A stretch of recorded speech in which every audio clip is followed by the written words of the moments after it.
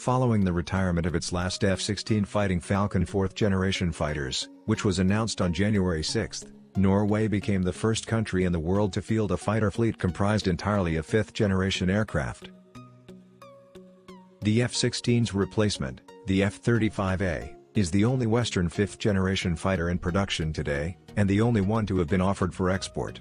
Like the F-16, it was designed for production in large numbers with lower operational and manufacturing costs to complement heavier air superiority fighters.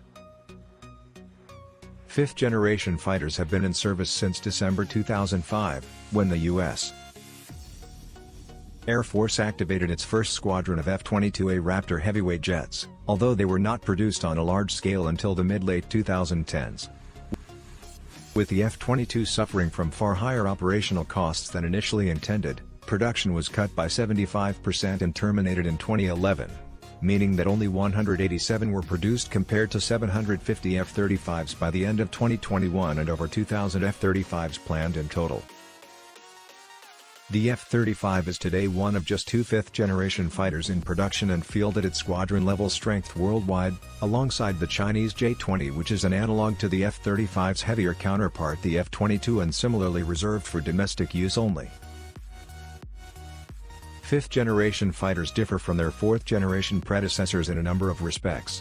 The three main initial criteria were the ability to fly supersonically for sustained periods without using afterburners, known as a supercruise capability, as well as using a very low observable stealth airframe and having enhanced maneuverability. While the F-22 meets all three, however, the cheaper F-35 has neither supercruise nor high maneuverability. Other features include a new generation of sensors, engines, data links and armaments, which the F-35 does deliver on to an even greater extent than the F-22, particularly in terms of network-centric warfare capabilities.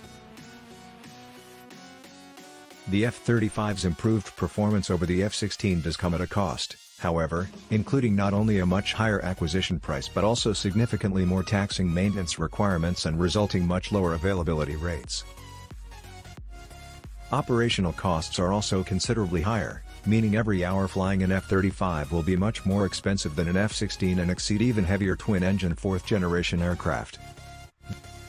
This complex maintenance can be a particularly serious issue in wartime when supply lines are strained, spare parts are scarce, and less time in the air leaves aircraft more at risk.